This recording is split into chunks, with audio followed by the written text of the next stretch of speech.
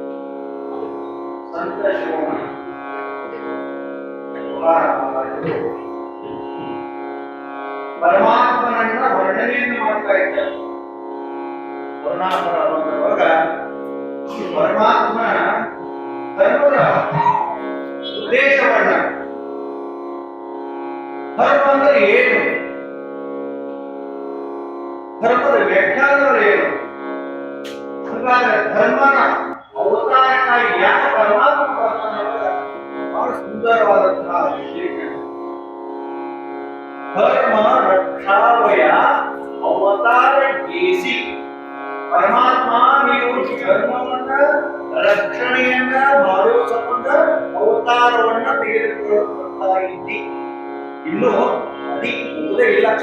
ಯಾವಾಗಲೇ ಧರ್ಮ ರಕ್ಷಾವಯ ಅವತಾರಗೆಸಿ ಆಪೂರೆ ಮಾನಾಸಿ ಭಕ್ತದೆ. ಇದು ಉದ್ದೇಶ ಏನಪ್ಪ ಅಂತಂದ್ರ ಭಕ್ತರನ್ನ ಉದ್ಧಾರ ಮಾಡೋದು. ಅಂದ್ರೆ ಭಕ್ತರಿಗೆ ಯಾವಾಗ ಸಂಕಷ್ಟ ಬರ್ತದ, ಯಾವಾಗ ಭಕ್ತರ ದುಃಖದಲ್ಲಿದ್ದಾರೆ, ಯಾವಾಗ ಭಕ್ತರ ಸಂಕಟದಲ್ಲಿದ್ದಾರಲ್ಲ, ಆ ಸಂಕಟ ನಿವಾರಣೆಯನ್ನ ಮಾಡುವ ಸಂಬಂಧ ಈಗ ಅವತಾರವಾದ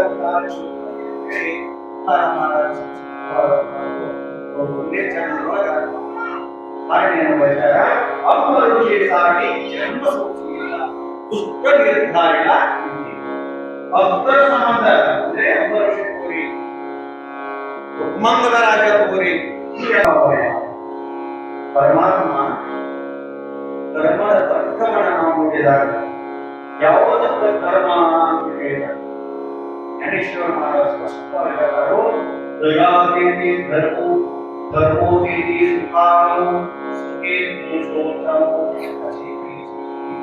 ಧರ್ಮದ ವ್ಯಾಖ್ಯಾನ ಮಾಡತಕ್ಕಂಥ ಬಸವಣ್ಣವರೇನವರು ದೈವವೇನದ ಧರ್ಮ ಆವು ದೈವ ಪ್ರತಿಯೊಬ್ಬರ ಮಹಾತ್ಮರು ಹೇಳಿದರು ದೇಶಗಳು ಒಂದೇ. ಅದಕ್ಕೆ ಧರ್ಮಕ್ಕೆ 4 ಕಾಲಗಳನ್ನು ಒಂದು ಧರ್ಮ ಆಧಾರವಾಗಿ ಇರಬೇಕಾದ್ರೆ, ಒಂದು ಮನೆಯಿಂದಿರಬೇಕಾದ್ರೆ ಹಬ್ಬಗಳು ಹೆಂಗೆ ಬೇಕು ಅಂತ ಧರ್ಮಕ್ಕೆ 4 ಹಬ್ಬಗಳನ್ನಾಗಿ ವರ್ಣನೆಯನ್ನು ಮಾಡ್ತಾರೆ. ಒಂದೇದು ಏನು ಅಂತಂದ್ರೆ ಸತ್ಯ. ಧರ್ಮಕ್ಕೆ ಒಂದೇದು ಯಾವುದಂದ್ರೆ ಸತ್ಯ. ಸತ್ಯವು ಸತ್ಯವು ಸತ್ಯಕ್ಕೂ ವಿಠಲ. ಭೂತಕಾಲ ಭವಿಷ್ಯತ್ಕಾಲ ವರ್ತಮಾನ ಕಾಲದಲ್ಲಿ ಯಾವುದು ಸತ್ಯವಾಗಿದೆ, ಸತ್ಯದ ಉದ್ದೇಶಗಳನ್ನ ಹೇಳ್ತಾರೆ. ಜಗತ್ತು ಮಿಥ್ಯ, ದೇವ ಸತ್ಯ ಅಂತ ಹೇಳೋದು ಯಾವಂದ್ರೆ ಸತ್ಯದ ಉದ್ದೇಶ. ಒಳ್ಳೆಯದು ಸತ್ಯದ ಉದ್ದೇಶಗಳು. ಅದೇ ರೀತಿಯಾಗಿ ನಾವು ವಿಜ್ಞಾನ ನೋಡಿದಾಗ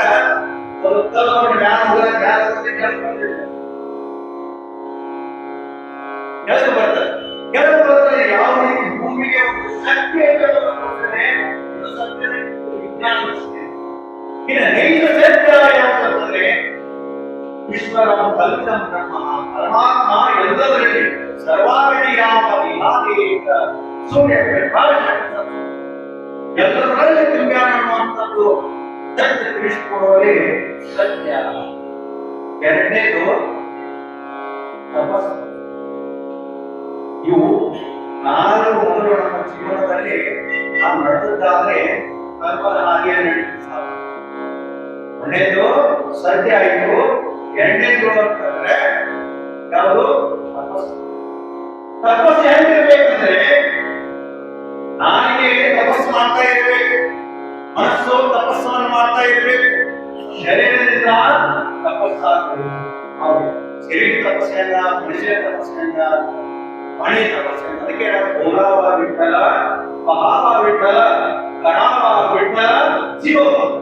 ನಮ್ಮ ಜನ ಯಾರು ಗಂಡೆ ನಾನಾ ಸಾಧನ ಹಿರಿಯ ಕಟ್ಕೊಂಡ ಎತ್ತ ಗಂಡೆ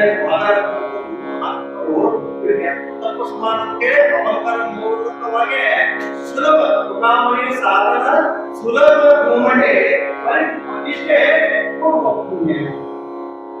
ಮಹಾತ್ಮ ಹೆಂಗ್ ಮಾಡ್ಯಾರ ಅಂದ್ರ ಏನ್ ತಪಸ್ಸ ಆದ ಏದ ಯೋಗ ಅವನ್ನೆಲ್ಲ ಅಷ್ಟಾಂಗ ಯೋಗಗಳು ಮಾಡ್ಬೇಕು. ಯಾಕಂದ್ರೆ ಅಷ್ಟಾಂಗ ಯೋಗ ಯಮ ನಿಯಮ ಆಸನ ಪ್ರಾಣಾಯಾಮ ಪ್ರತ್ಯಾಹಾರ ಧಾರಣ ಧ್ಯಾನ ಅಷ್ಟಾಂಗ ಯೋಗ ಮಾಡ್ಬೇಕು. ಒಂದೊಂದು ಮಾಡೋದ್ರೊಳಗೆ ಎಷ್ಟು ಆಯುಷ್ಮಾನ ಸಂಸಾರ ಇದಕ್ಕಾಗಿ ಇದ್ದಷ್ಟ ಆಯುಷ್ಯೊಳಗ ಈ ಸಾಧಿಸಿ ಹೇಳುವಂಥದ್ದು ಮಹಾತ್ಮ ಹೇಳ. ಇದು ಸತ್ಯ ತಪಸ್ಸು. ಇನ್ನ ಶೌಚವಾಗಿರಬೇಕು. ಶೌಚ ಅಂದ್ರೆ ಸ್ವಚ್ಛವಾಗಿ.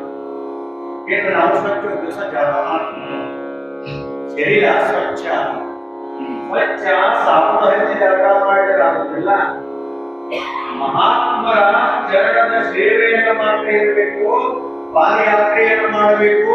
ಮಹಾತ್ಮರಲ್ಲಿರುವಂತಹ ಸಂತ ಚರಣದ ಜಲ ಆಗತ ಅಸಾಧ್ಯ, ವಾಸನೆಗೆ ಅಧೀನ ಬರುವುದಿಲ್ಲ.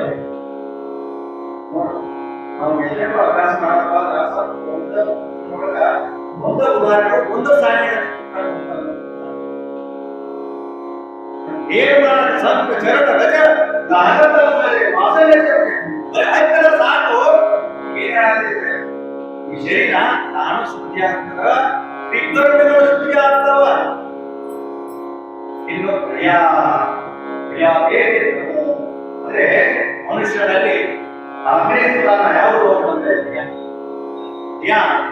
ಮನುಷ್ಯನಲ್ಲಿ 5 ಲಕ್ಷಣಗಳಂತಂದ್ರೆ ಅಹಂಕಾರ ಅಹಂಕಾರಾಚಾರಿ ವಿಶೇಷ ವಿಜ್ಞಾನಾಚಾರ ಪಾಠಿ ವಿಜ್ಞಾನಾಚಾರ ಮೌಲ್ಯಕಂಠಿ ನಾನಾಸಂತನಾಚಾರಿ ಅಹಂಕಾರ ಇರಬಾರದು. ಅಷ್ಟಲ್ಲ ಮನುಷ್ಯ ತ್ಯಾಗ ಭಕ್ತಿಗಳನ್ನ ಬೆಳೆಸುವ ಯಾವಪ್ಪ ಈ ನಾಲ್ಕನೇದು ಧರ್ಮದ ಲಕ್ಷಣಗಳನ್ನ ಹೇಳ್ತಾರ. ಈ ಯಾವಾಗ ಭೂಮಿ ಮೇಲೆ ಕಡಿಮೆ ಆಗ್ತೈತಿ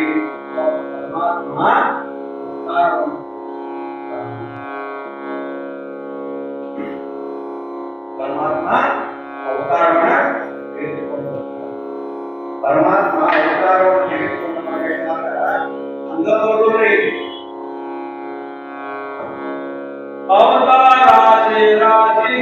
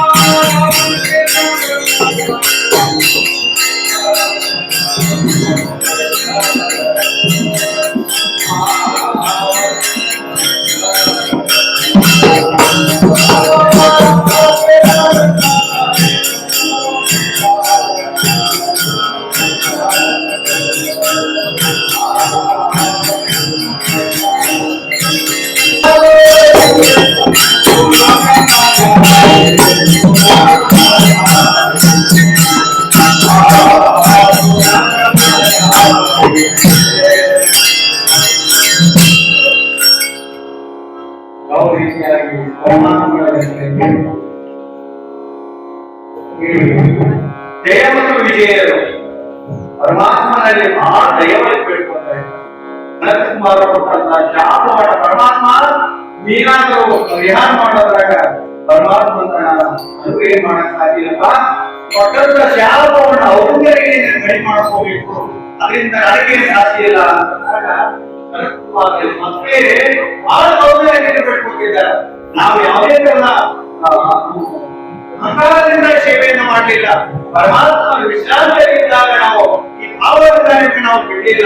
ಅದಕ್ಕಾಗಿ ಪ್ರಮಾಣ ಮಾಡಿದಾಗ ಆಗ ಸರಕುಮಾರ ಹೇಳ್ತಾರೆ, ಶಾಪ ಕೊಟ್ಟಂತೆ ಅದಕ್ಕೆ ಏನಾದರೂ ಸ್ವಲ್ಪ ಕಡಿಮೆ ಮಾಡಬಹುದು, ಹೇಗೆ ಕಡಿಮೆ ಮಾಡಬಹುದು.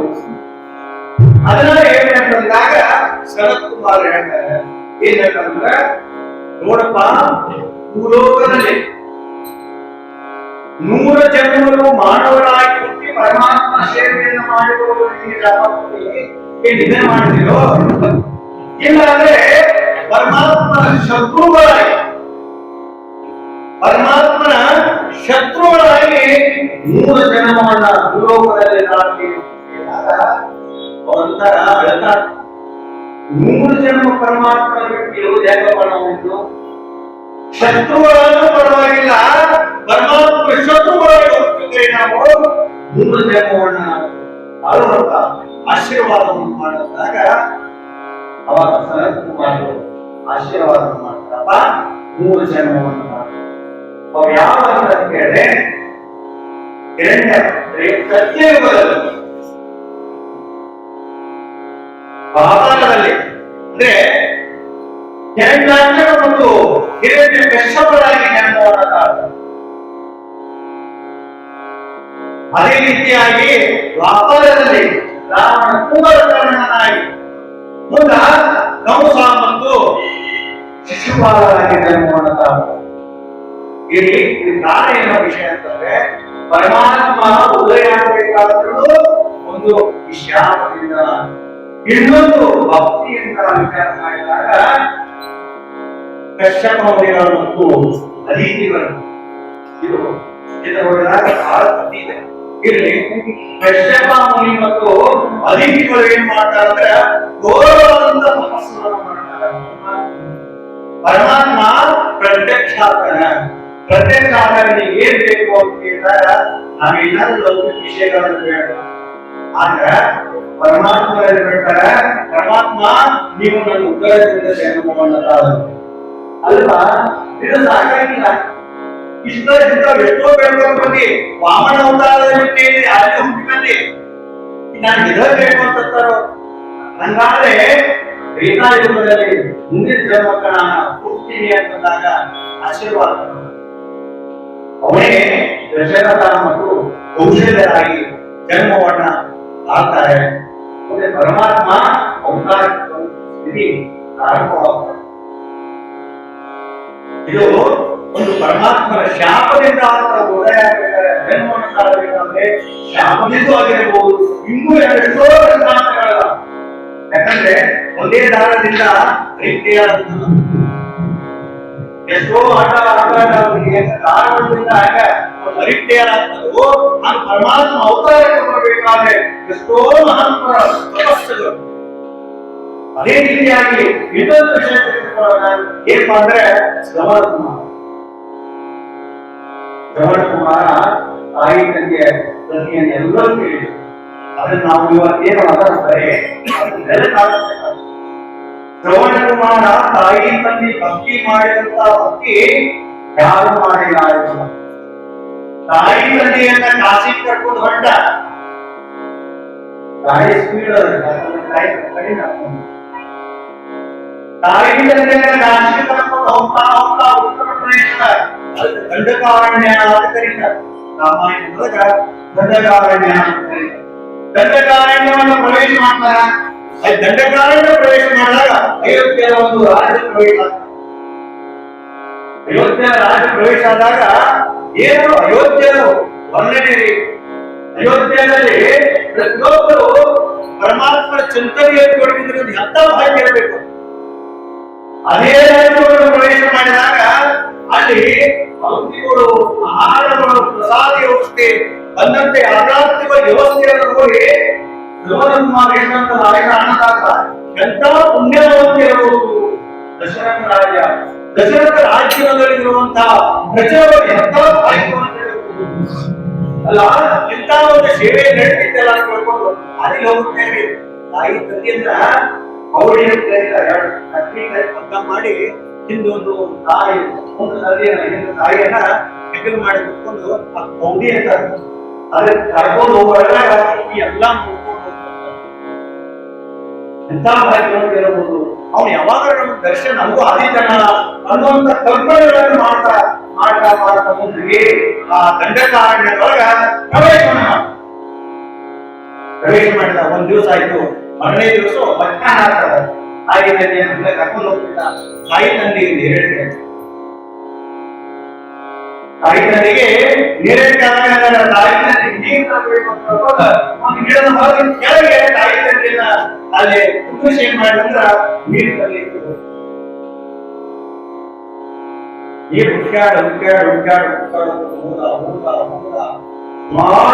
ಹೋದ ಬಿಸಿಲು ಬಿಸಿಲು ಮಧ್ಯಾಹ್ನದಲ್ಲಿ ಒಂದೋ ಸರೋವರದಲ್ಲಿ ನೀರಿತ್ತು, ನೀರು ತುಂಬಾ ನೀರು ತುಂಬಾ ನೀರು ತುಂಬಾ ಇದೇ ಟೈಮ್ ಯಾವ ರೀತಿ ದಶರಥ ರಾಜ ಬೇಟೆಯನ್ನ ದಶರಥ ರಾಜ ಏನ್ ಮಾಡಿದಂದ್ರ ಬೇಟೆ ಆಡಕ್ಕೆ ಬಂದಿದ್ದ. ಅವಾಗ ಏನಂತಂದ್ರ ಶಬ್ದವಿ ಬಾಣಗಳನ್ನು ಕಲಿತು ಶಬ್ದವನ್ನು ನೋಡಿದ್ರೆ ಬಾಣ ಬಿಟ್ರ ಕರೆಕ್ಟ್ ಆಗಿ ಅಲ್ಲೇ ಹೋಗಿ ಬಾಣಗಳು. ಯಾವಾಗ ಮುಂಜಾನೆಯಿಂದ ಕೂತು ಆನೆ ನೋಡಿದಂತ ದಶರಥ ಒಂದು ಬೇಳೆ ಬಂದಿರಲಿಲ್ಲ, ಒಂದು ಪ್ರಾಣಿ ನೀರು ಕುಡಿಯಕ್ಕೆ ಬಂದಿರಲಿಲ್ಲ. ಅದೇ ಮೇಲೆ ಶ್ರವಣ ಕುಮಾರ ನೀರು ಕುಡಿದಿದ್ದ. ದೇಶಪ್ರಮಾಣಕ್ಕೆ ಮತ್ತೆ ಪ್ರಾಣಿ ಎಲ್ಲ ಹೋಗಿದ್ದು ತಿಳ್ಕೊಂಡು ದಶರಥ ಏನ್ ಮಾಡಿದಂತ ಶಬ್ದವೇ ಪಾಣಿಯನ್ನು ಬಿಟ್ಟ. ಅದು ಬಂದು ಯಾಕೆ ಆಗಿತ್ತು ಅಂತಂದ್ರ ಶ್ರವಣ ಕುಮಾರ ನೀರು ತುಂಬುತ್ತಿದ್ದ ಅವನ ಹೃದಯಕ್ಕೆ ಬಂದು ಇಲ್ಲಿಂದ ಪಾರಾಗಿ ಅವಾಗ ದಶರಥ ರಾಜ ಯಾರು ಮನುಷ್ಯನ ಸಾಂಪ್ರದಾಯಿಕ ಓಡಿ ಬಂದು ನೋಡ್ತಾರ. ನೋಡಿ ಹೃದಯದೊಳಗ ಪ್ರಾಣ ನಡುವೆ ಸನಾತನದಲ್ಲಿ ಪ್ರಾಣ ಮತ್ತೆ ಹಾಗೆ ಹೋಗ್ತಾರೆ. ಅವಾಗ ದಶರಥ ಎಂತ ನನ್ನಿಂದ ನಾ ಏನೋ ಬೇಟೆ ಹೋಗಿದ್ದೆ, ಇಂಥ ಆಯ್ತಲ್ಲ ಬೆಟೆಗೆ ನೋಡ್ಕೊಂಡು ಏನ್ ಮಾಡ್ಬೇಕು, ಏನ್ ಮಾಡಲ್ಲ ಪ್ರಾಣ ಹೋಗಿದ್ದೆ. ಅವಾಗ ನಾನು ಈ ದೇಶದ ರಾಜ ದಶರಥ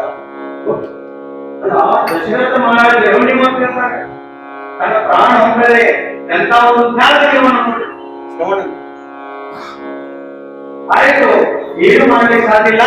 ಆದ್ರೆ ನನ್ನ ತಾಯಿ ತಂದೆ ದೂರದಲ್ಲಿ ಗಿಡದ ಬಂದೀನಿ, ನಮ್ಮ ತಾಯಿ ತಂದೆಗೆ ನೀರು ಕೊಡ್ತೀನಿ ಅಂತ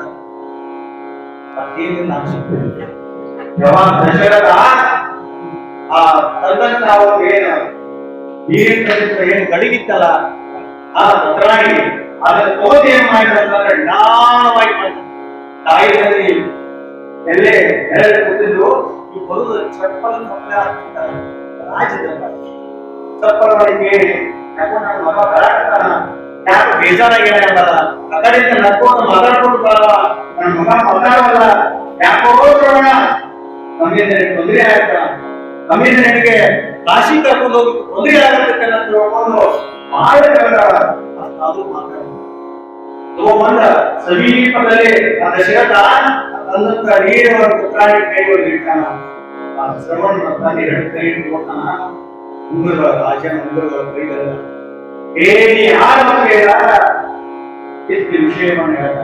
ನಾನು ಈ ದೇಶದ ದಶರಥ ಭೇಟಿ ಆಡಕ್ಕೆ ಬಂದಿದ್ದೆ. ಧರ್ಮ ಸಂಯೋಗ ಈ ರೀತಿಯಾಗಿ ನನ್ನಿಂದ ಒಂದು ಪಾಪದ ಒಂದು ಕೆಲಸ ನಿಮ್ಮ ಮಗನೇ ಹೃದಯಕ್ಕೆ ನಾನು ಕಾಣ ಬಿಟ್ಟು ಪ್ರಾಣವನ್ನು ಬಿಟ್ಟ.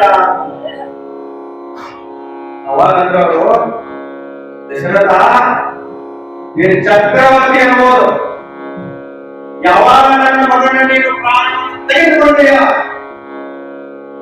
ಏನು ಬೇಡ, ಯಾವ ನೀರು ಬೇಡ, ಏನು ಬೇಡ, ನನಗೆ ಹೀಗೆ ಪ್ರಾಣವನ್ನು ಬಿಟ್ಟು ತಿಳ್ಕೊಂಡು ದಶರಥ ರಾಜರಿಗೆ ಯಾವಾಗ ನಾವು ಮಗ ಮಗ ಮಗ ಮಗ ಮಗ ಹೇಳಿ ನಾವು ಪ್ರಾಣವನ್ನು ಬಿಡಕತ್ತೀನಲ್ಲ, ನೀನಾನು ನಾನು ಮಗ ಮಗ ಶಾಪವನ್ನು ಕೊಡ್ಬೇಕು. ಅವ್ರು ಬಂದು ಯಾವ ಸಂಬಂಧ ದಶರಥ ರಾಜ ವ್ಯಾಕುಲತೆ ಆಗ್ತದೆ, ದುಃಖಪಟ್ಟ. ಒಂದು ಕಡೆ ಏನಾದ್ರು ಒಂದು ಪಾಪದ ಕೆಲಸವನ್ನು ಮಾಡಿದೆ, ಒಂದು ಸಾಕ್ಷಾತ್ ಭಕ್ತರನ್ನು ಸಂಹಾರ ಮಾಡಿದೆ, ಭಕ್ತರನ್ನು ನಾಶ ಮಾಡಿ ಹಂಗೇ ಅಯೋಧ್ಯೆಗೆ ಬಂದ. ಅಯೋಧ್ಯೆ ಬಂದ ವಶಿಷ್ಠರಿಗೆ ಸಾಷ್ಟಾಂಗ ನಮಸ್ಕಾರ ಮಾಡಿ ವಶಿಷ್ಠರಲ್ಲಿ ಒಂದಿದ್ದಂತ ವಿಷಯವನ್ನ ಸ್ಪಷ್ಟವಾದಂತದ್ದು ನಡೆದ ಘಟನೆಯನ್ನು ಹೇಳಿದಾಗ ವಶಿಷ್ಠರು ಏನ್ ಮಾಡಲಿಕ್ಕೆ ಸಾಧ್ಯವಲ್ಲ, ಶಾಪ ಆದರ ಏನಾದ ಕೇಳಿದ್ರೆ ದಶರಥ ರಾಜನ ಜನ್ಮದೊಳಗ ಮಕ್ಕಳ ಭಾಗ್ಯನೇ ಇದ್ದಿರಲಿಲ್ರಿ. ಅವರೆಲ್ಲ ಹಿಂದಿನ ಜನ್ಮದೊಳಗ ಪರಮಾತ್ಮನ ಹುಟ್ಟಬೇಕಂತ ಕರ್ಕೊಂಡು ಬಂದಿದ್ರು. ಆಗ ಯಾವ ಜಾತಕದಲ್ಲಿ ನೋಡಿದಾಗಲೂ ಅವ್ರ ಹಣೆಬರಹದಲ್ಲಿ ಇರಲಿಲ್ಲ, ವಸಿಷ್ಠರು ನೀನು ಅಭಿಮಾನದಾಗ ಮಾತಾಡ್ತಿರ್ಲಿಲ್ಲ. ಶ್ರವಣ ಕುಮಾರ ತಾಯಿಯಲ್ಲಿ ಶಾಪ ಕೊಟ್ಟ ನಂತರ ಮಹಾತ್ಮ ಸಾಮಾನ್ಯ ಅಲ್ಲ, ಮಹಾತ್ಮರ ಕೊಟ್ಟಂತ ಶಾಪ ಅದು ಸಜ್ಜ ಆಗ್ತದೆ. ಅವರ ಶಾಪದಿಂದ ಮಾತ್ರ ಆಗ್ತದಲ್ಲ ಅಂತ ಒಪ್ಕೊಂಡ ಒಂದು ಕಡೆ ಆನಂದ ಮಾಡಕ್ಕೆ ಏ ಕಾರಣ ಅದೇ ದೇಶ ಅಂತ ಹೇಳಿದ ಮಹಾತ್ಮರ ಕೊಟ್ಟಂತ ಶಾಪ ಮೂಲಕರು ಪರಮಾತ್ಮ ಅವತಾರವನ್ನು ಮಾಡುತ್ತಾರೆ.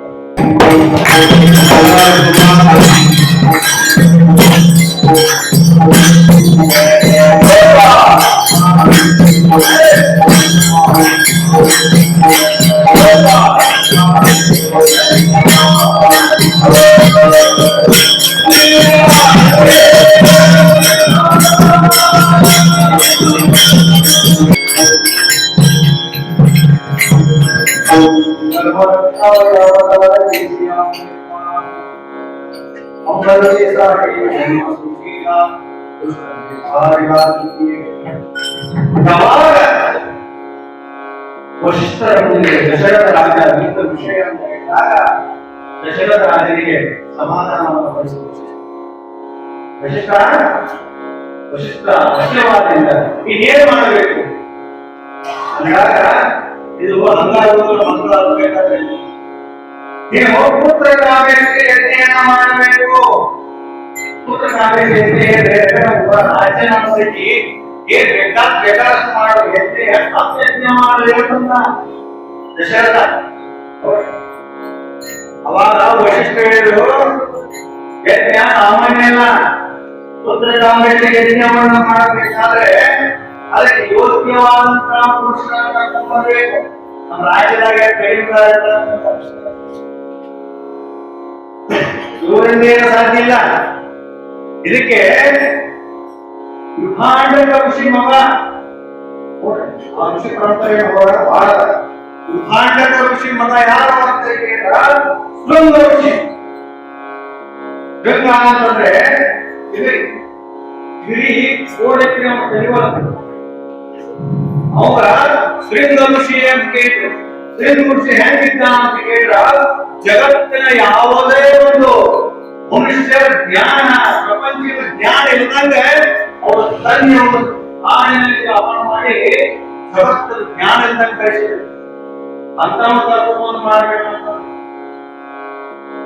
ರಾಜ ಅಂತ ಕರ್ಕೊಂಡ್ ಬರಲಿಲ್ಲ ಅಂತಂದ್ರೆ ಕರ್ಕೊಂಡ್ ಬಂದ್ರಲ್ಲ ಈಗ ಏನಾರ ಹೋಗಿ ಬಹಳ ವಿಷಯ ಕರ್ಕೊಂಡ್ ಬಂದ ಅವ್ರ ತಂದೆ ಒಂದು ಸಿಕ್ಕಿರಪ್ಪ ಅಂದ್ರೆ ಶಾಪ ಕೊಟ್ಟರೆ ನೀವೆಲ್ಲರೂ ಬೂದೆ ಗೊತ್ತೀರಿ ಅಂತ ತಪಸ್ಸುಗಳ ಮತ್ತೆ ಹಂಗಾರ ಅವನು ಹೆಂಗ ಕರ್ಕೊಂಡು ಅಂತ ಕೇಳಿದಾಗ ಅದಕ್ಕೊಂದು ಉಪಾಯ ಏನಂದ್ರ ಆ ಮಹಾತ್ಮರನ್ನು ಕರ್ಕೊಂಡು ಬರ್ಬೇಕಾದ್ರೆ ಮಹಾತ್ಮರಂಗಾಗ ಹೋಗ್ಬೇಕು.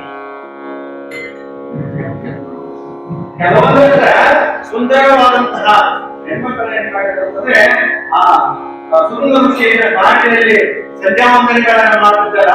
ಆ ಸ್ನಾನ ಮಾಡೋದು ಕರ್ಕೊಂಡು ಹೋಗಿ ಒಂದು ದಿವಸ 2 ದಿವಸ ಆಗಿ ಹೀಗೆ ಕ್ರಮೇಣ ಒಂದು 2 ದಿವಸ ಮೋಹಿತರಾಗಿ ಆ ಸುಂದರ ಋಷಿಯನ್ನು ಕರ್ಕೊಂಡು ಬರ್ತಾರ. ಆ ಯಜ್ಞಕ್ಕೆ ಅಧಿಷ್ಠಾನ ಪುರುಷನಾದಂತಹ ಶ್ರೀಕ ಋಷಿಯನ್ನು ತಂದು ಆ ಯಜ್ಞವನ್ನು ಮಾಡಿದಾಗ ಯಜ್ಞದಲ್ಲಿ ಪ್ರಸಾದವನ್ನ ಆ ಯಜ್ಞದ ಪ್ರಸಾದವನ್ನ ವಶಿಷ್ಠರು ಏನ್ ಮಾಡ್ತಾರಂದ್ರ ದಶರಥ ರಾಜನಿಗೆ ಕೈ ಕೊಡ್ತಾರೆ. ದಶರಥ ರಾಜನಿಗೆ ಆ ಯಜ್ಞದ ಪ್ರಸಾದವನ್ನು ಕೊಟ್ಟಾಗ ಅದನ್ನ 4 ಭಾಗಗಳಾಗಿರ್ತವೆ. ಒಂದೇ ಭಾಗವನ್ನ ಕೌಶಲ್ಯಗೆ ಕೊಡ್ತಾನ, 2ನೇ ಭಾಗ ಸುಮಿತ್ರೆಯನ್ನು ಕೊಡ್ತಾನ, 3ನೇದು ಕೊಡಬೇಕನ್ನು ಕೈಕೇಯಿಗೆ ಕೊಡ್ತಾನ. ಕೈಕೇಯಿಯೊಳಗೆ ಕೊಟ್ಟಾಗ ಕೈಕೇಯಿ ಏನ್ ಮಾಡಿದ ಅಂತ ಕೇಳಿದ್ರ ಕೈಕೇಯಿಯೊಳಗೆ ಪ್ರಸಾದ ಸಿಕ್ಕಾಗ ಕೈಕೇಯಿ ಪ್ರಸಾದ ಸೇವನೆ ಮಾಡಲಿಲ್ಲ. ಹೇಳ್ಕೋದೇನಂದು ಮೊದಲು ನಾನು ಯಾಕೆ ಇಲ್ಲ ಕೌಶಲ್ಯ ಕೊಟ್ಟಿ ಈ ತಾಗೋದೇ ಅಂತಂದ್ರೆ ಕೈಕೇಯಿ ಒಳ್ಳೆ ಕೊಟ್ಟ ಪ್ರಸಾದವನ್ನ ಒಂದು ಹಾದು ಪಡ್ಕೊಂಡು ಹೋಗ್ಬೇಕು.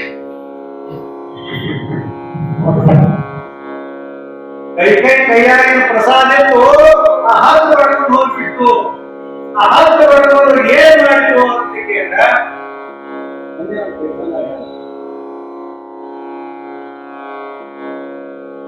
ಅಂತ ಹೊಡ್ಕೊಂಡು ಏನ್ ಮಾಡಿದ್ರು ಅಂತ ಕೇಳಿದ್ರೆ ಇಷ್ಟಿಂದ ಒಳಗ ಆಂಜನೇಯ ತಪಸ್ಸು ಮಾಡ್ತಾ ಇದ್ರು. ಏನಂತ ಕೇಳಿದ್ರೆ ಪರಮಾತ್ಮ ನಿನ್ನ ಒಳಗೊಳ ಹೋಗಬೇಕು ಎಲ್ಲ ಎಂತ ಮಾತು.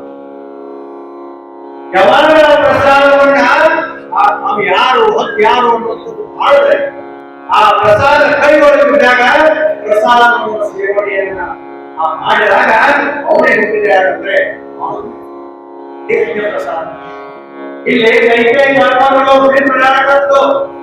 ಪ್ರಸಾದ ಹೋದು ಸುಮಿತ್ರೆ ಒಂದು ಕೌಶಲ್ಯ ನಮ್ಮ ಪ್ರಸಾದ ಆ ಪ್ರಸಾದದಿಂದ ಇಬ್ಬರು ಜನ್ಮ ಕೌಶಲ್ಯದಿಂದ ರಾಮಪ್ರಭು ಸುಮೇಧೆಯಿಂದ ಲಕ್ಷ್ಮಣ ಭರತ ಶತ್ರುಘ್ನರ ಅವತಾರ ಕಾರಣ ಈ ರೀತಿಯಾಗಿ ಪ್ರಸಾದವನ್ನು ಸೇವನೆ ಮಾಡಿದರು. ಪ್ರಸಾದ ಸೇವನೆ ಮಾಡಿ ಎಷ್ಟೋ ದಿವಸ ನವಮಾಸಗಳು ತುಂಬಲಿಕ್ಕೆ ಪ್ರಾರಂಭ. ಪ್ರಸಾದವನ್ನು ಎಲ್ಲರಿಗೂ ಕೊಟ್ಟಾಗ ನವಮಾಸಗಳು ತುಂಬಲಿಕ್ಕೆ ಪ್ರಾರಂಭ. ನವಮಾಸಗಳು ಯಾವಾಗ ಪ್ರಾರಂಭ ಆದವು? ದಶರಥ ರಾಜನಿಗೆ ವಶಿಷ್ಠರು ಹೇಳ್ತಾ ಇದ್ದಾರೆ. ವಶಿಷ್ಠರು ದಶರಥ ರಾಜ ದಶರಥ ನಿಮ್ಮ 3 ಜನ ಏನು ರಾಣಿಯರಿದ್ದಾರಲ್ಲ ಅವರು ಪುಷ್ಪಧಾರಣೆ ಆಗಿದ್ದಾರೆ, ಅವರು ಬಯಕೆಗಳನ್ನ ಈಡಿಸ್ಬೇಕು. ಬಯಕೆಗಳು ಬಹಳ ಮುಖ್ಯ ಇರ್ತದೆ. ಯಾವಾಗ ಗರ್ಭಧಾರಣೆ ಹಿಡ್ಕೊಂಡು ಪ್ರಸೂತಿಯವರೆಗೆ ಅವರಿಗೆ ಸಂಸ್ಕಾರಗಳನ್ನು ಕೊಡ್ತಾರೆ. ನಮ್ಮ ಪರಂಪರೆಯಲ್ಲಿ ಸಂಸ್ಕಾರಗಳನ್ನು ಕೊಡ್ತಾರೆ. ಯಾಕಂದ್ರೆ ಆ ಸಂಸ್ಕಾರದಿಂದ ನಮ್ಮ ಸಂಸ್ಕೃತಿಯವರಿಗೆ ನಮ್ಮ ಧರ್ಮವನ್ನ ಉಳಿಸುವಂತಹ ಸಂಸ್ಕಾರಗಳಿಗೆ ನಮ್ಮ ಋಷಿ ಮುನಿಗಳು ನಮ್ಮ ಸಮಾಜದಲ್ಲಿ ಅವರು ಕಲಿಸಿಕೊಡುವ ಒಬ್ಬೊಬ್ಬರಲ್ಲಿ ಒಂದೊಂದು ವಿಶೇಷವಾದಂತಹ ಬೈಕೆಗಳಿರ್ತಾವೆ. ಪ್ರೀತಿಯಾದಂತಹ ರಾಣಿ ಯಾರು? ರಾಜನ ಭಾರತ ದಶರಥ ರಾಜನ ಪ್ರೀತಿಯಾದಂತಹ ರಾಣಿ ಯಾರು? ಕೈಕೇಯಿ ಸಣ್ಣಾಗಿ. ಕೈಕೇಯಿ ಎತ್ತಿನ ಹೋದಾಗ ಕೈಕೇಯಿ ದಶರಥ ರಾಜ ಬರುವುದನ್ನು ನೋಡಿ ಮಲ್ಕೊಂಡ್ಬಿಟ್ರು. ಮಲಗಿದ್ರು. ದಶರಥ ರಾಜ ಯಾಕೆ ಈ ರೀತಿಯಾಗಿ ಮಲಗಿದಿ? ಅವಾಗ ಹೇಳ್ತಾರೆ, ರಾಜ ನಾನು ಹುಟ್ಟುವಂತಹ ಮಗ ಏನಾಗಬೇಕಂದ್ರ ರಾಜ್ಯವನ್ನು ಆಳಬೇಕು.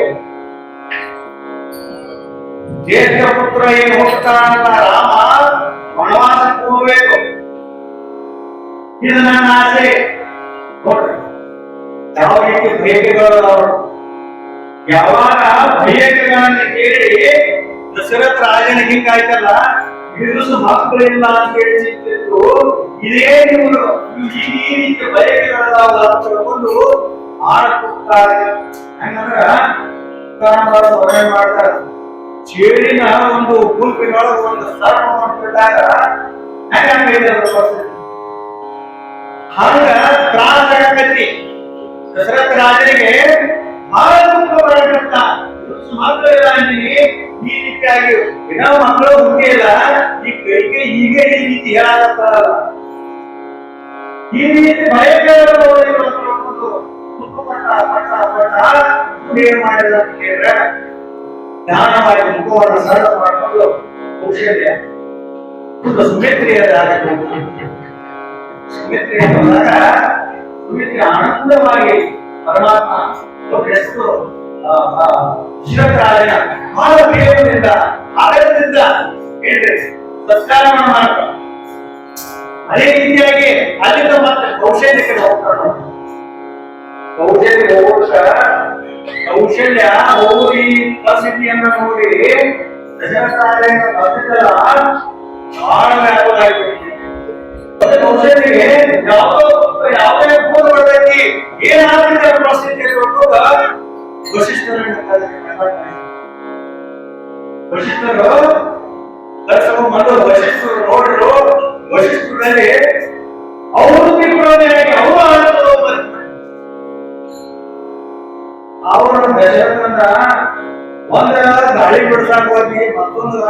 ಬರ್ಬೋದೈತಲ್ಲ ವಶಿಷ್ಠ ಕಾಯಿ ಬೆಳಿತಾರ ಅವಾಗ ವಶಿಷ್ಠರು ಯಾಕಂದ್ರು ಡಾಕ್ಟರು ಅವಾಗ ದಶರಥನ ಹೇಳಿ ಅದೊಂದು ರಾಣಿಗೆ ಮಾಡಕತ್ರ ಅಂದ್ರೆ ನೀವು ವಿಚಿತ್ರ ಮಾಡಕತ್ರಿ ಏನಿಲ್ಲ ದಶರಥ ಸಾಮಾನ್ಯ ಅಲ್ಲ ಏನು ಭಾಗ್ಯ ಇದು ಭಾಗ್ಯ ಏನ್ ಭಾಗ್ಯ ಅಂತಂದ್ರೆ ಅಖಂಡ ಕೋಟಿ ಬ್ರಹ್ಮಾಂಡ ದೇಶ ಪರಮಾತ್ಮ ನಿರ್ಗುಣವಾಗಿರುವಂತವನು ಸರ್ವಾಗತಿ ರಾಮ ದೇಹಾದ್ಯಾಯ ಸೂರ್ಯ ಪ್ರಕಾಶಕ ಸಹಸ್ರರಶ್ಮಿ ಸರ್ವಾಗತಿ ರಾಮ ಎಲ್ಲರಲ್ಲಿ ತುಂಬಿದಂತವನು ರಾಮ ಆತ್ಮರಾಮ ನೋಡ್ರಿ ಅಯೋಧ್ಯ ರಾಮ ಯಾಕಂದ್ರೆ ಭರತ ಕಂಡ ನರವಿಯ ಆಕೆ ಪರಮ ಅಖಿಲ ಸಂಪತ್ತಿ ಭಾರತ ದೇಶದೊಳಗ ಈ ಪುಣ್ಯ ಭೂಮಿಗಳು ಹುಟ್ಟಿದೀವಿ ಅಂದ್ರೆ ರಾಮ ಕೃಷ್ಣ ಬುದ್ಧ ಮತ್ತು ಎಲ್ಲಾ ಮಹಾತ್ಮರುಗಳಿಂದ ರಜಕಣದಿಂದ ಸದಾ ನಮ್ಮಲ್ಲಿರುವಂತ ಕರ್ಮಗಳಿಂದ ನಾವು ವಿಮುಕ್ತಿ ಆಗಬಹುದಂತ ಶಕ್ತಿ ಅಂತ ವಶಿಷ್ಠರು ಹೇಳಿದ್ರು ಭಾಗ್ಯದಲ್ಲಿ ಯತ್ನದಲ್ಲಿರುವಂತ ಪರಮಾತ್ಮ ಸ್ವತಂತ್ರ ಬರಕಂತಾನೆ ಭಾಗ್ಯ ಅದಕ್ಕಾಗಿ ಎಂತ ಒಂದು ಭಾಗ್ಯವು ಅದಕ್ಕಾಗಿ ವಶಿಷ್ಠ ಹೇಳ್ತಾರೆ ದಶರಥಿಗೆ ನೀವು ಭಾಗ್ಯದವ ಅದಕ್ಕಾಗಿ ಈ ಪರಮಾತ್ಮ ಎಲ್ಲ ಅವತಾರಗಳನ್ನು ತಾಳಿರುವಂತ ಪರಮಾತ್ಮ ಸಮೂಹಕ್ಕೆ ಅವತಾರಕ್ಕೆ ಬರ್ತಾ ಇದ್ದಾನೆ ಕುಮಾರ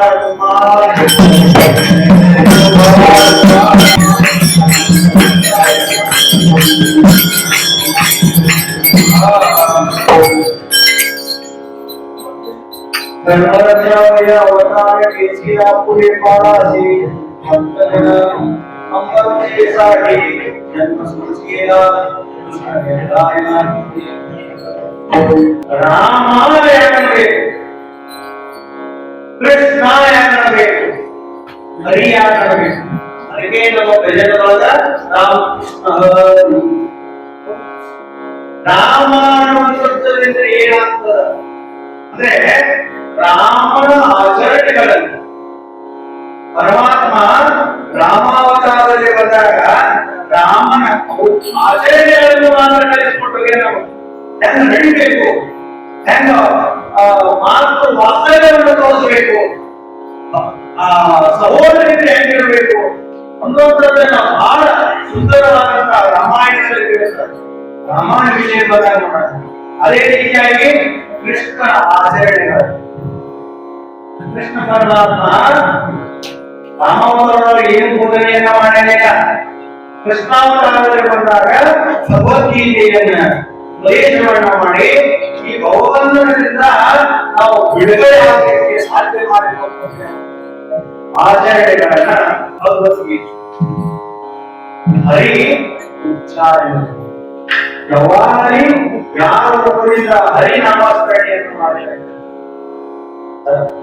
ಹರಿ ಹರಿ ಹರಿ ಆ ಮಂತ್ರ ಶ್ವಾಸ ಮನಸ್ಸಿ ಶ್ವಾಸ ಅಂತ ಹರಿನಾಮಸ್ಮರಣೆಯ ಅಖಂಡವಾಗಿ ಮಾಡ್ತಾರಲ್ಲ ಅವ್ರ ಭಾಗ್ಯಕ್ಕೆ ಅಂದ್ರೆ ನಮ್ಮಲ್ಲಿರುವಂತಹ ಅಂತಃಕರಣದಲ್ಲಿರುವಂತಹ ಪಾಪ ರೂಪವಾದಂತಹ ಪಾಪಗಳು ಅವು ಸಂಗ್ರಹವಾಗಿರ್ತಾವೆ ಸ್ಥಿತಿಗಳನ್ನು ಬರ್ತಾವ ಮಾತಿನಿಂದ ನಾಮಸ್ಮರಣೆಯಿಂದ ಮನಸ್ಸಿನಿಂದ ಇವು ತಗೋಬೇಕಾದ್ರೆ ಏನ್ ಮಾಡ್ಬೇಕಂದ್ರೆ ಮಹಾತ್ಮರ ಶರಣ ಹೋಗ್ಬೇಕು ಇದ್ರೆ ಅಂದ್ರೆ ಈ ಸತ್ಸಂಗದಲ್ಲಿ ಹೋಗ್ಬೇಕು ನೋಡಿ ಎಂತ ಭಾಗ್ಯ ಆ ಅಯೋಧ್ಯೆಯಲ್ಲಿ ನಡೀತಿರಲ್ಲ ಅಷ್ಟು ಸೇವಾಗಿ ನಮಗೆ ಸಿಕ್ಕೈತೆ ಅಂದ್ರೆ ಅಂತ ನಾವು ನಾಮಸ್ಮರಣೆಯನ್ನು ಮಾಡಿಕೊಂಡ್ರೆ ಎಂತ ಭಾಗ್ಯ ಯಾರ ಕಾರಣದಿಂದ ಅಂದ್ರೆ ದಶರಥ ರಾಜರ ತಪಸ್ಸದ ಪ್ರಭಾವ ಪ್ರಪಂಚದ ಪ್ರಭಾವಕ್ಕೆ ಪರಮಾತ್ಮ ಅಯೋಧ್ಯ ಸಂಭವದಿಂದ ಈ ಒಂದು ಜನ್ಮವನ್ನು ತಗೊಳ್ತಾ ಇದೆ ಜನ್ಮ ತಾಂತ್ರಿಕ ಸಾಮಾನ್ಯ ಇಲ್ಲ ಚೈತ್ರ ಶುದ್ಧ ಮಾಸ ಚೈತ್ರ ಮಾಸದಲ್ಲಿ ಪರಮಾತ್ಮ ಮಧ್ಯಾಹ್ನ ಮಧ್ಯಾಹ್ನದಲ್ಲಿ ಪರಮಾತ್ಮ ಉದಯ ಆಗಬೇಕ ನೋಡಿ ಸೂರ್ಯನಾರಾಯಣ ಒಂದು ಕ್ಷಣ ನಡೆದು ಹೋಗ ಅಂತ ಹೇಳಿ ಮೊದಲನೆಯ ಮಾತ ಯಾಕೆ ಸೂರ್ಯನಾರಾಯಣ ಕೇಳ ಸೂರ್ಯವಂಶದಲ್ಲಿ ಜನಿಸಿದಂತ ರಾಮ ನಮ್ಮ ವಂಶವನ್ನು ಯಾರು ಮಾಡಿದ್ದಾರೆ ತಿಳ್ಕೊಂಡು ಅದರ ಆನಂದವನ್ನು ನಾನು ಪಡ್ಕೋಬೇಕು ತಿಳ್ಕೊಂಡು ಸೂರ್ಯನಾರಾಯಣ ಮೊದಲಾಗಿ ಮಧ್ಯಾಹ್ನ 12 ಗಂಟೆ ಕರೆಕ್ಟಾಗಿ ರಾಮನವಮಿ ದಿವಸ ಯಾಕೆ ಹೇಳಿ ಅಭಂಗವಾದ ಮಹಾತ್ಮರು ಸ್ಪಷ್ಟವಾಗಿ ಅಂತ ಪರಮಾತ್ಮ ಜನ್ಮ ಮಾಡುತ್ತಾರೆ ಇವತ್ತಿನ ಭೂಮಿ ಮೇಲೆ ಈ ಪೂರ್ವದಲ್ಲಿ ಬದಲಾದ ಎಂಥ ಭಾಗ್ಯ ಅದಕ್ಕಾಗಿ ಆ ಪರಮಾತ್ಮ ಜನ್ಮ ಮಾಡುತ್ತಾರೆ ಆ ಪರಮಾತ್ಮನಿಗೆ ಕೊಡುಗೆ ನಮ್ಮಲ್ಲಿ ಏನೂ ಇಲ್ಲ ಏನ್ ಕೊಡೋದು ಅವರಿಗೆ ಅರ್ಪಣೆ ಮಾಡೋದು ಏನಂತಂದ್ರೆ ಪುಷ್ಪ ಫಲಂತೋಯ ಅವ್ರಿಗೆ ಕೊಟ್ಟದ್ದು ಯಾವುದಂತಂದ್ರೆ ನಾವು ಕೊಡೋದು ಏನು ಅಂತ ಕೇಳಿದ್ರೆ ಪುಷ್ಪಗಳನ್ನು ಅರ್ಪಣೆ ಮಾಡಿದ್ರೆ ನಮ್ಮ ಭಕ್ತಿ ಅವರಿಗೆ ಹೋಗ್ತಾರೆ ಏನು ಮಾಡೋದು ಯಾಕಂದ್ರೆ ಶ್ರೀ ಯಶಸ್ವಿ ಅವತಾರ ಜ್ಞಾನ ವೈರಾಗ್ಯ ಎಲ್ಲ ನನ್ನ ಕಡೆ ಇದೆ ಭಾವವನ್ನು ಕೊಟ್ಟು ಪುಷ್ಪವನ್ನು ನನಗೆ ಅರ್ಪಣೆ ಮಾಡಿದ್ದಾದ್ರೆ ಈ ಸೇವೆಗೆ ಇದೇನು ವಿಶೇಷ ಅಂತಂದ್ರೆ ನಾವು ಪರಮಾತ್ಮ ಜನ್ಮ ಮಾಡಬೇಕಾದ್ರೆ ಭಾಗ್ಯ ಇರ್ಬೋದು ಅಯೋಧ್ಯೆಯ ಭಾಗ್ಯ ಜೊತೆಗೆ ನಮ್ಮದು ಭಾಗ್ಯ ಆ ಪರಮಾತ್ಮನ ಸೇವೆ ಸಿಕ್ಕದಲ್ಲ ಭಾಗ್ಯ ಅದಕ್ಕಾಗಿ ಅದಕ್ಕೆ ನಾವೇನು ಅರ್ಪಣೆ ಮಾಡಬೇಕು ಅಂತ ಕೇಳಿದ್ರೆ ಸುವರ್ಣ ಅವರಿಗೆ ಅರ್ಪಣೆ ಮಾಡಿದ್ದಾರೆ ಯಾಕಂದ್ರೆ ಸೇವೆಗೆ ಒಂದು ಚಿಕ್ಕದನ್ನು ಮಾಡ್ತಾರೆ ಈ ಸೇವೆ ಒಂದು ಅಪ್ಪಲ್ಲತೆ ಅದಕ್ಕಾಗಿ ಒಳ್ಳೆ ಜ್ಞಾನದಲ್ಲಿ ಪರಮಾತ್ಮ ವರ್ಣನೆ ಮಾಡ್ತಾರೆ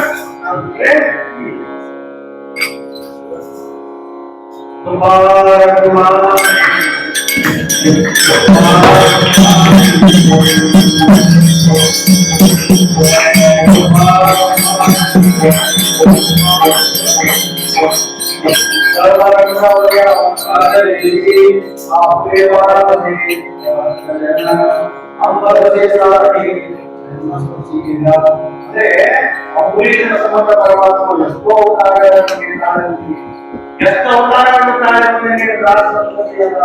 ಅವತಾರವನ್ನು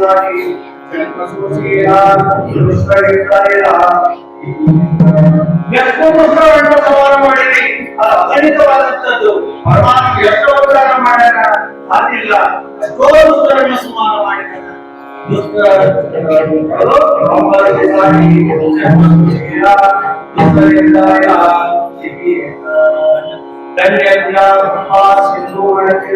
ಪರಮಾತ್ಮ ಧನ್ಯ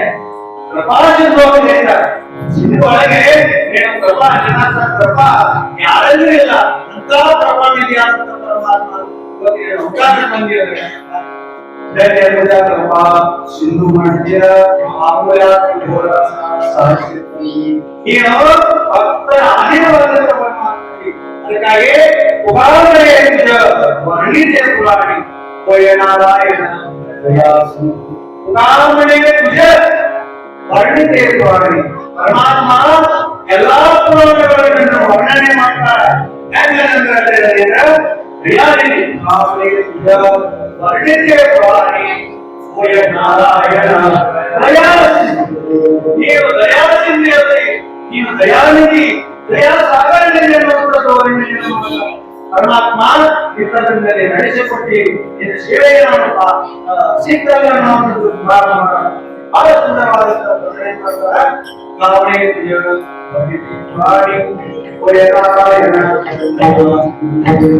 Thank